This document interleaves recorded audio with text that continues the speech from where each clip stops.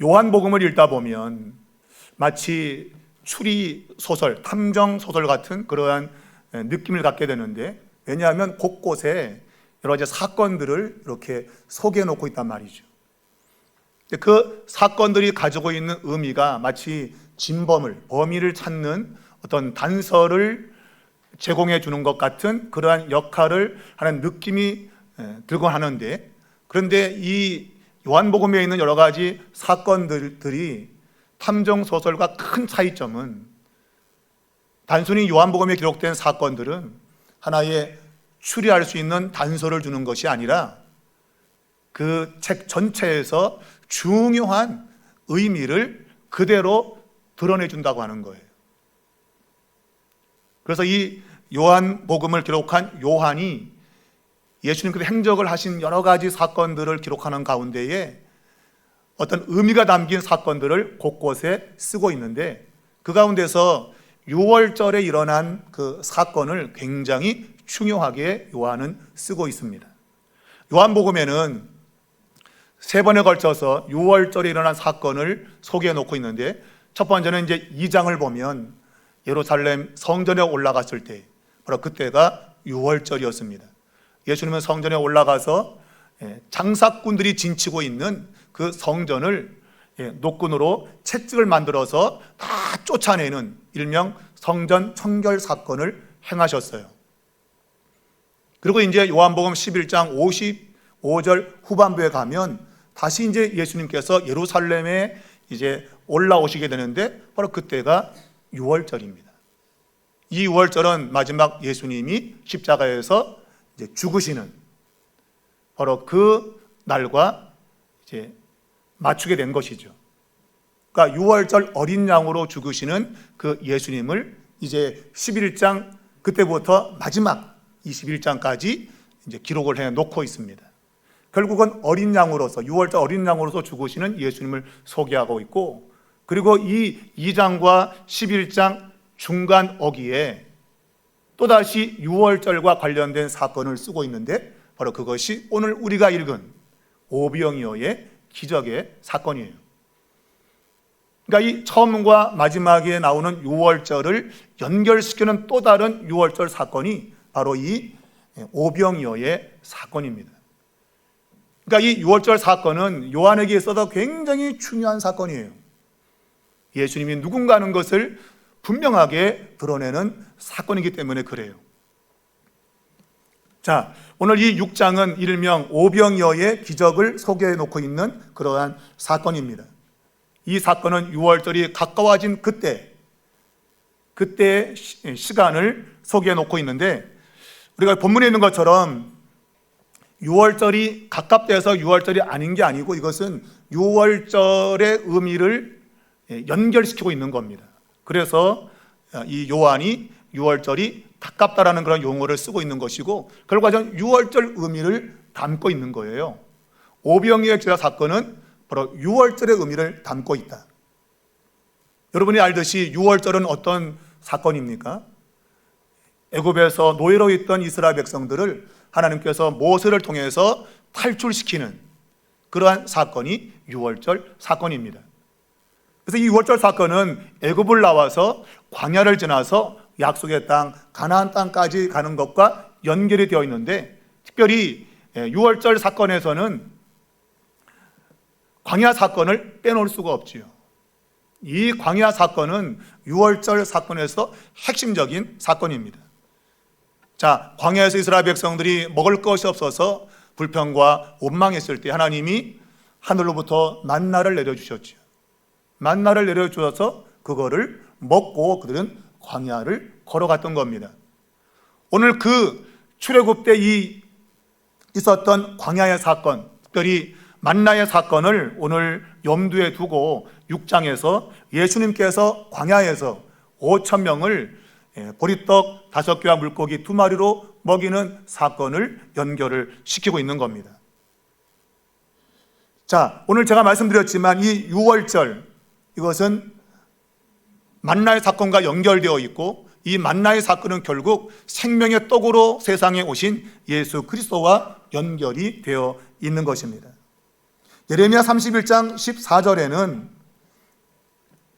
내가 기름으로 제사장들의 마음을 흡족하게 하고 내 복으로 내 백성을 만족하게 할 거다. 이게 배부르게 할 거다라는 그런 예언이었는데 바로 이 배부르게 하시는 그 예언의 성취를 예수님께서 이 광야에서 이루신 거예요. 그러니까 구약에서 약속한 그 약속의 성취를 예수님께서 이루신 것을 의미하고 있습니다.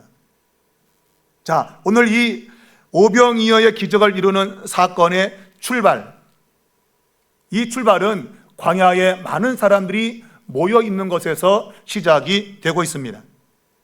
자, 이 많은 사람이 어디서 왔는가? 바로 그것은 예수님이 행하신 표적을 보고 사람들이 따라왔다라고 이제 6장에서 말하고 있어요. 그러니까 병자들을 고치는 그러한 표적을 보고 사람들이 예수님께 많이 나온 것이죠. 큰 무리가 예수님께 나왔는데 오늘 본문을 보면 예수님께서 이제 문제를 제기하십니다. 특별히 빌립에게 우리가 어디서 떡을 사서 이 사람들을 먹이겠느냐라고 질문하시죠. 자, 이 질문에 대해서 빌립과 안드레, 주님의 제자들인데 오늘 이 두 사람을 오늘로 본다면 재직이라고 볼 수 있어요. 재직. 주님의 일을 감당해야 될 재직의 자리에 있는 사람들이에요. 근데 이 가운데 이제 안드레가 어느 한 어린아이로부터 가져온 작은 떡과 물고기를 예수님께 드렸는데 바로 그것으로 5,000명을 원대로 먹게 하는 이러한 기적이 일어난 거죠. 그러니까 이러한 기적이 일어난 이 모든 과정 속에서 하나님이 중요한 진리를 우리에게 가르쳐 주고 있는 것이죠. 오늘 재직과 연결시켜서 몇 가지를 생각해 본다면 가장 먼저는 우리의 계산과 하나님의 능력 사이에서 우리는 하나님의 능력을 믿고 행해야 된다고 하는 것입니다. 우리의 계산. 오늘 예수님께서 문제를 제기했습니다. 우리가 어디서 떡을 사서 이 사람을 먹이겠느냐. 근데 다른 공관복음서와 달리 여기서는 예수님이 문제를 제기했어요. 다른 복음서에서는 제자들이 문제를 제기했단 말입니다. 근데 여기서는 예수님이 제기를 했어요. 어디서 떡을 사서 이 많은 사람들을 먹일 것이냐. 이 말은 예수님께는 다 계획이 있었다. 기생충에서 너는 다 계획이 있었구나. 너는 계획이 다 있었구나. 오늘 예수님께서 이런 질문을 하신 이유는 예수님께서 계획이 있었기 때문이에요. 사람들은 그러한 상을 만나면 5,000명을 어떻게 먹일 수 있을 것인가? 그것이 이제 다른 복음서에서는 제자들이 한 질문이에요. 그러니까 제자들이 그 문제를 직면하고서는 해결할 방법이 없었던 거예요. 그런데 요한복음의 이 사건 속에서는 예수님 먼저 그 문제를 제기했습니다. 이것은 예수님께서 계획이 있으셨다. 이 문제를 해결할 계획이 있으셨고 그것을 주도적으로 지금 예수님께서 이끄시고 있다고 하는 것을 요한이 말하고 있는 거예요. 요한복음의 특징 중에 하나가 그겁니다. 하나님이 먼저 주도적으로 행하시는 거예요. 뭔가 우리가 요구해서 하는 게 아니라 하나님이 주도적으로 먼저 일을 행하신다는 겁니다. 자, 오늘 예수님의 이 문제 제기, 우리가 어디서 떡을 사서 이 사람을 먹이겠느냐, 이 질문에 대해서 빌립이 제일 먼저 반응했어요. 자, 빌립이 어떻게 해서 제일 먼저 이 질문에 반응했을까라는 걸 생각해 보면 이 빌립이 출신지가 베세다입니다. 오늘 이 본문에서 등장하는 이 디베랴 갈릴리 바다 근처에서 일어난 일이기 때문에 인근 지역 출신이었던 빌립이 제일 먼저 반응할 수 있었던 거예요. 비록 여기는 떡이 없지만 우리 동네에 가면 떡을 사서 가져올 수 있다. 좀 시간은 걸리겠지만 가서 떡을 사올 수 있다. 근데 문제는 돈이 없다. 돈이 없어, 돈이. 떡을 사야 되는데 돈이 없는 거예요, 돈이. 그러니까 빌립은 이 상황, 뒤에 보면 이제 5,000명을 먹이게 됐는데 다른 복음서와 연결시켜 보면 약 2만 명 정도, 왜 남자만 5천 명이라 그러니까 그 여자 애들 합하면 한 2만 명 정도 될 것이라는데, 그 2만 명을 먹이려면 조금씩 먹여도 200데나리온, 그러니까 200데나리온은 약 8개월치 월급에 해당되는 것이고, 한 가정이 8개월 동안 먹을 수 있는 식량이란 말이에요. 그러니까 그 돈이 엄청난 것이죠. 그러니까 이 빌립이 빠르게 머리를 굴렸던 거예요. 아, 이게 돈이 얼마가 필요하다. 그런데 돈이 없다. 돈이 없다. 내가 어디 가서 내가 사올 수는 있겠는데 돈이 없다. 이거 돈이 없다. 오늘 우리의 머리는 비상하게 잘 돌아갑니다. 어떤 일을 만나면 내 머리가 빨리 작동을 합니다. 어떻게 하고 어떻게 하고 어떻게 하고 어떻게 해야지. 그런데 방법은 없다.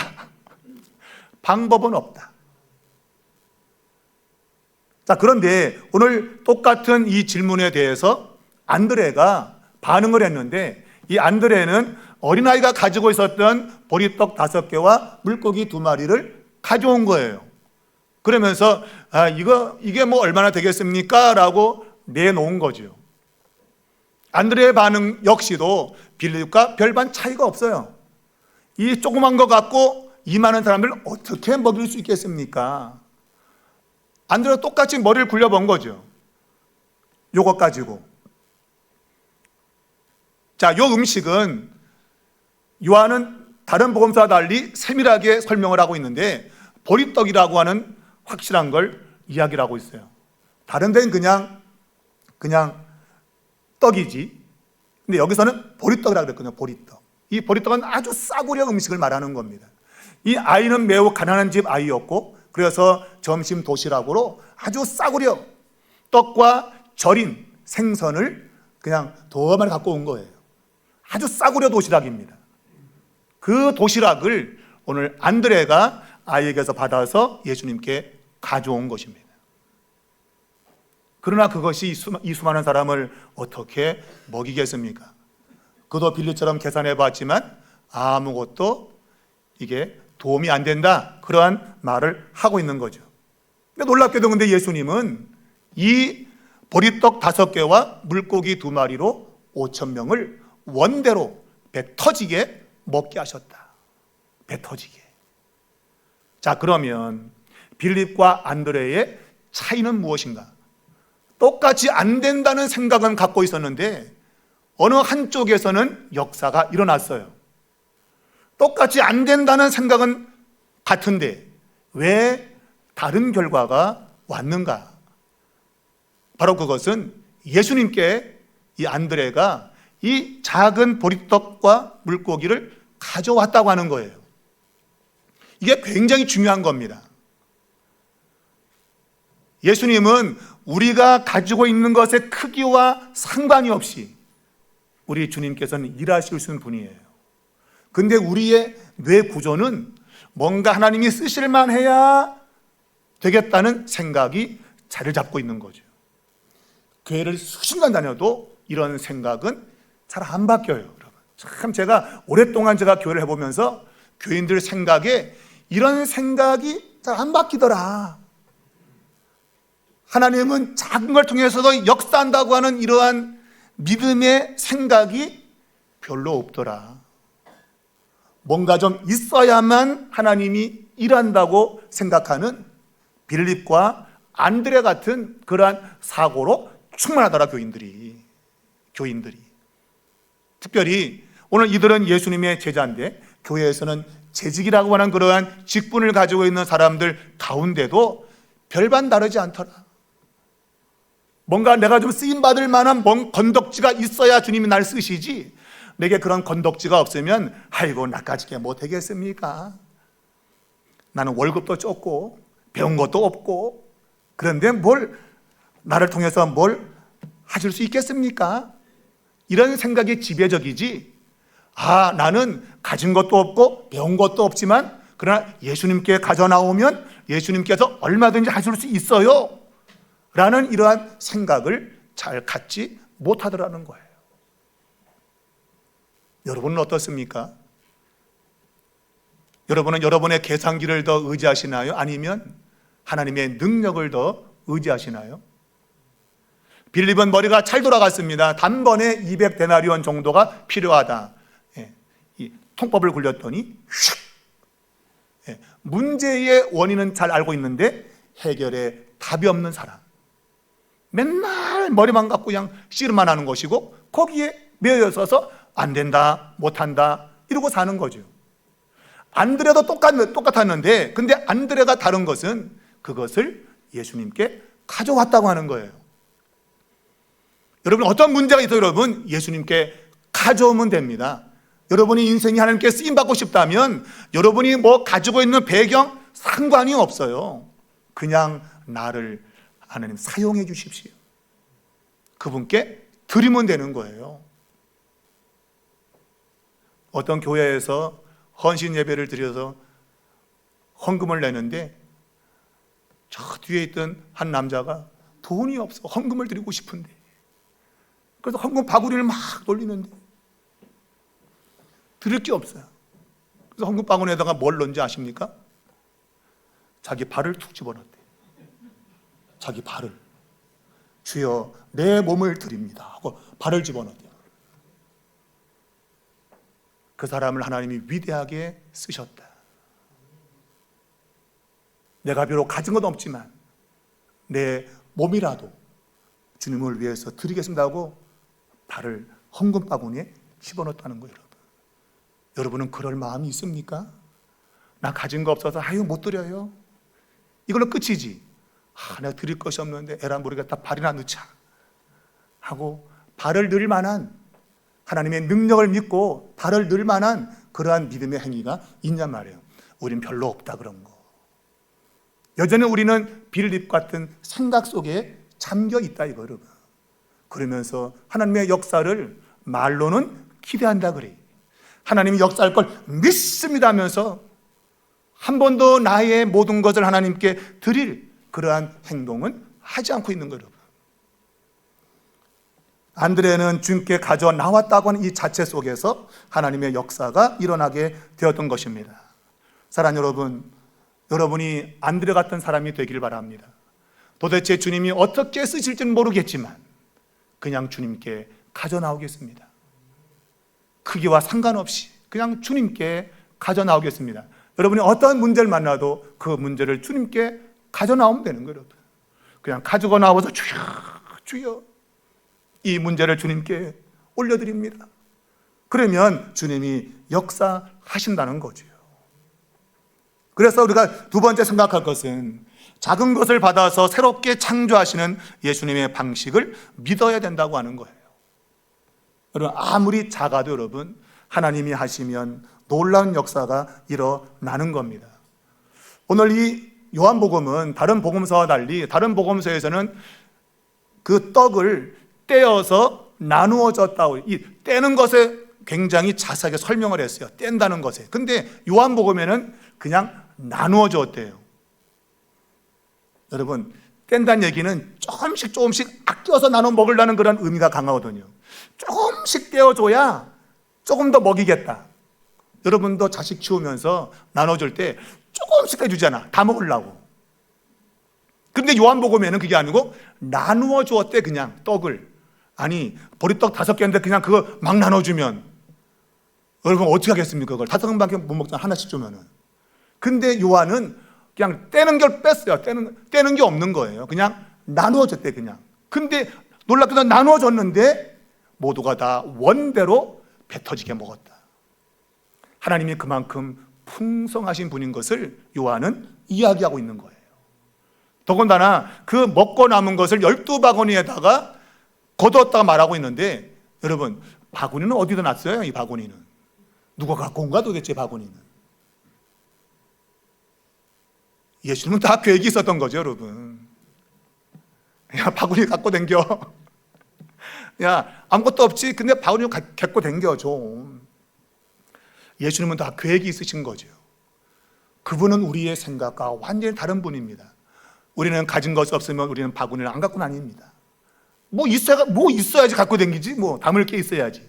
근데 예수님은 12바구니가 어디서 나는지 모르겠는데 그 먹고 남은 조각을 12바구니에다가 채웠다고 돼 있어요. 이것은 바로 이스라엘 12지파를 또한 상징하기도 하고, 하나님은 그의 백성들을 충만하게 배부를 수 있는 그러한 분임을 12바구니를 통해서도 알려주고 있는 겁니다. 오늘 재직 헌신 예배를 드리는데 여러분에게 이런 믿음이 있기를 바라요. 안 된다 이런 생각, 주님의 일은 12바구니가 차고 남는다, 먹고도 여러분 남는단 말이에요. 남는다. 근데 한 가지 명심할 것은 이 남은 것을 거두었다고 하는 것이죠. 하나님의 능력이 많다면 그 남은 거 그냥 버려도 됩니다. 그리고 그냥 또 떡 몇 개만 그냥 갖고 다니면 돼요. 왜? 또 먹이면 되니까. 그런데 예수님은 그 남은 거를 다 거두셨다는 거예요. 거두셨다. 이것은 하나님의 은혜가 낭비되지 않도록 하기 위한 주님의 조치입니다. 우리는 주님의 은혜 받았다면서도 낭비되는 삶을 살아요. 그냥 주어진 건 막 써버리고, 야, 주님께서 내게 복 줬다면서 막 써버리고, 오늘 주님은 놀라운 기적으로 다 배불리 먹으시고 남았는데 그것이 12바구니에 다 모았다고 했어요. 낭비하지 마라, 다 모아라 그랬어요. 이것은 하나님의 은혜는 낭비돼서는 안 된다는 거예요. 근데 우리는 얼마나 많은 걸 낭비합니까? 여러분, 교회 생활하면서 얼마나 우리는 그냥 낭비하고 쓰는지 몰라요. 저는 댕기면서 불을 많이 끄는데 누군 댕기면서 불을 많이 켜?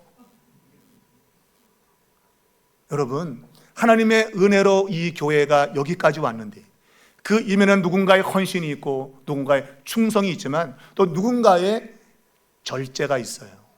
아껴 쓰는 사람이 있었던 거예요. 그런 사람들을 통해서 위기의 순간에도 아낀 것 때문에 뭔가를 할 수 있는 그런 힘이 있었던 겁니다. 우리가 마구 써버렸다고 한다면 아마 우리 교회 없었을걸요. 아마 누군가가 아끼고 누군가가 또 헌신하고 이런 모습을 통해서 오늘 이 교회가 이곳에 자리하고 있다는 사실이에요. 여러분, 은혜가 낭비되면 안 됩니다. 다 거두어드려라. 하나님이 여러분을 통해서 일하실 때 풍성히 주실 것입니다. 근데 그 풍성한 것을 낭비되지 않게 하셔야 돼요. 그 은혜가 적절하게 또 쓰여질 수 있도록 매번 여러분 기적을 요구하시겠습니까? 매번? 아닙니다, 여러분. 남아있는 12방으로 또 누군가를 줄 수 있으면 그걸 줘야 되죠. 근데 아이고 또 주님 또 기적을 또 해준 계세요. 그렇다면 12바구니를 모을 필요가 없다. 근데 우리는 맨날 그런 방식으로 대충 살다가 또 부족하면 주야 그러고, 그런 방식이 우리의 방식인 거예요. 그는 은혜를 낭비시킨 겁니다, 여러분.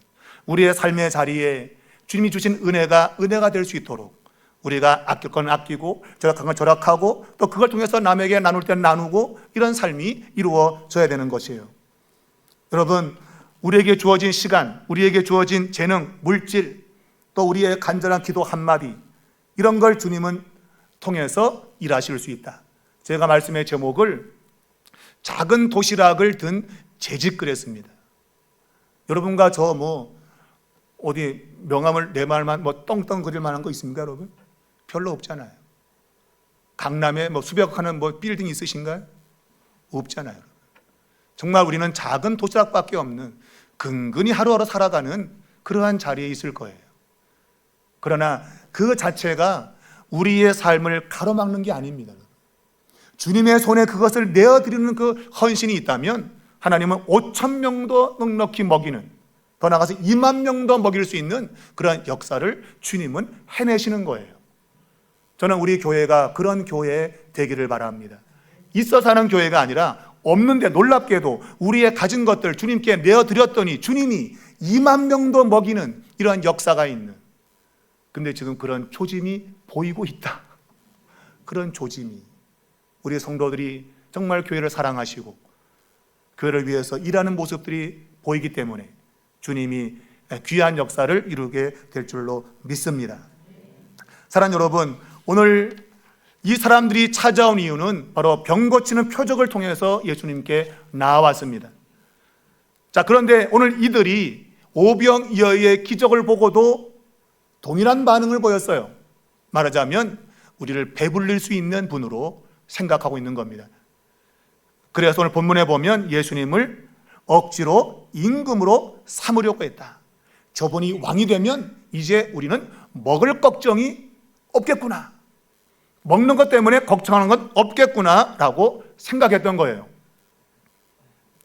이게 문제인 겁니다, 여러분. 단순히 예수님을 우리의 삶에 육체적인 양식을 해결할 뿐으로만 머무르면 이게 문제인 거예요. 예수님은 그것을 뛰어넘는 분이죠. 육체의 양식이 아니라 그분이 이제 뒤에서 말씀하지만 나는 생명의 떡이다. 나를 먹는 자는 이 세상의 물질에 많고 적음에 전혀 상관없이 생명을 누리며 살게 된다고 하는 거예요. 이게 이스라엘 백성들이 광야를 지날 때 그 하늘에서 내려온 만나를 먹고도 그들이 죽었는데, 그러나 내가 주는 이 떡을 먹는 자는 영원히 살 것이라고 하는 정말 신령한 말씀을 주신 거예요. 여러분과 저가 단순히 이 세상에서 잘 먹고 잘 사는 것이 목적이 되어서 지금 이 자리에 있다고 한다면 생각을 바꾸셔야 됩니다. 우리 주님은 만나를 뛰어넘은 생명의 양식입니다. 하늘로부터 그 생명의 양식을 받아 먹는 사람은 그 안에서 생명이 차고 넘치는 겁니다. 수가성 여인이 우리 주님이 주시는 그 생수를 통해서 그의 삶에 찾아온 기쁨 때문에 물동이를 던져두고 간 것처럼 내 인생 가운데 주님을 진짜로 만나게 되면, 그분의 생명의 떡을 내가 먹게 되면 이 세상의 가치로 판단할 수 없는 참 평안과 기쁨을 누리게 되는 겁니다. 세상에 주는 것과 비교할 수 없는 거예요. 여러분, 이것이 경험될 때 여러분 비로소 예수님을 믿는 겁니다. 그렇지 않고 내가 육신의 떡이 많을 때, 그때 뭔가 좀 든든한데 이게 사라지는 순간부터 걱정과 근심과 염려가 된다면 생명의 떡이신 예수님을 아직까지 먹지 못한 거예요. 드시지 못한 거예요. 우리 재직들, 여러분의 손에 작은 도시락이 들려 있는데 이것이 단순히 사람을 먹이는 그러한 도시락이 돼서는 안 됩니다. 생명을 먹여 살리는 도시락이 돼야 돼요. 생명의 복음을 전해서 사람을 살리는 도시락이 돼야 돼요. 그럴 때 진짜 이 작은 도시락은 큰 생명을 이루는 축복의 도구가 되는 것입니다.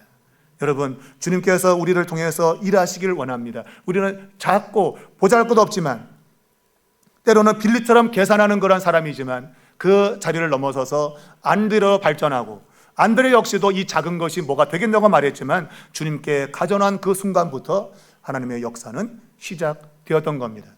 여러분이 주님 앞에 헌신을 다짐하며 오늘 예배에 참여한다면 하나님의 역사는 이미 시작이 되었다. 여러분이 많은 걸 드리고 적게 드리고에 상관없이 여러분이 주님께 나온 그 순간부터 하나님은 역사하신다. 여러분, 이걸 꼭 믿으시고 특별히 우리 재직들이 하나님의 역사를 이 지역에서 이루어갈 수 있는 그런 축복의 재직들이 되면 좋겠습니다. 다른 사람들이 여러분 때문에 생명을 얻는 그러한 역사가 일어나기를 주님의 이름으로 축복합니다.